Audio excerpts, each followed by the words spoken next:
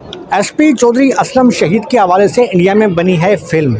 उस फिल्म में क्या तावज़ात है, ये फ़िल्म पहले पाकिस्तान में बन चुकी थी और यही वो सिंध पुलिस के ऑफिसर डीएसपी के जो चौधरी असलम के ना सिर्फ हम शक्ल हैं बल्कि उनके हम ज़बान भी हैं, उनके हम इलाका भी हैं और इन्होंने चौधरी असलम का किरदार अदा किया था। उन्हीं की ज़बानी, उन्हीं के हिंदको ज़बान में हम कोशिश करेंगे, उनसे बातचीत करते हैं कि वो इस हवाले से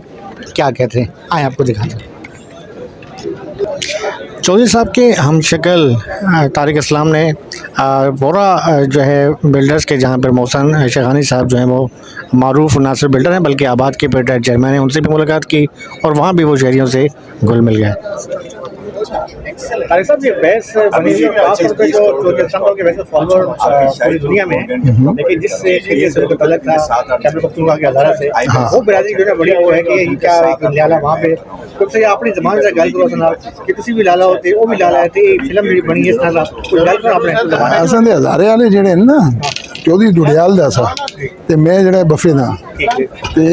असां दे जेह्ड़े हज़ारे वाले न उन्हां दी बड़ी कंट्रीब्यूशन है कराची में हर इलाके में तेरे को हज़ारे वाले मिल सन, हर फील्ड में मिल सन, चाहे वो जर्नलिस्ट दी हो, पुलिस दी हो, हर चीज़ दी, हर चीज़ में समझिए ना तुसी। ते हुण तुसी देखो असां दे शाहजी हैं, और तुसी किसी थाने दे बाहर कराची के किसी थाने दे बाहर तू जुल के ना आवाज़ लगा शाहजी, अंदरों 3 आसन जी,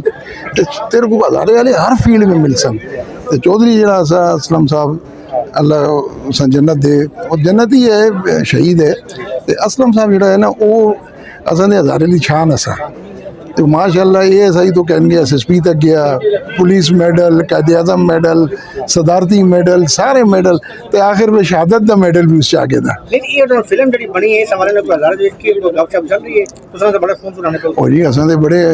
प्रोग्राम होए, हज़ारे वाले ने बड़े प्रोग्राम किए कि चौधरी जी जेह्ड़ी बरसी आई तो बरसी ते असी प्रेस क्लब में असां बड़ा फिल्म जी इंडिया बन रही है, इंडिया की फिल्म बन रही है। बड़े लोग मेरे को पूछ रहे हैं, कोई इंग्लैंड तो दुबई तो किधरों फ़ोन आ रहे हैं कि भाई तुसां दी फिल्म जी कापी हो रही है, और मैं आखिर कापी हो रही है तो होने दो। चौधरी पहले पाकिस्तानी है तो इंटरनेशनल चला गया, और दुनिया देख सी संजय दत्त ने वो कम किया है जो मैंने किया था।